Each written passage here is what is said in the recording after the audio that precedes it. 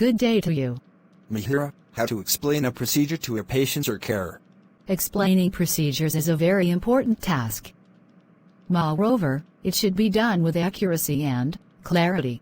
Yes, Mihiraa. I understand the importance. While explaining a procedure, always remember to do it step-by-step manner. All right. But how? For this purpose, use sequential connectors. Simplest sequential connectors are first, second, third, fourth, etc. Alternatively, you can try initially, then, afterwards, subsequently, next, and finally. Instead of first, you can also say, to begin with, start, firstly, at the beginning, etc. To replace finally, you can say, to conclude, lastly, at the end, to wind up, etc.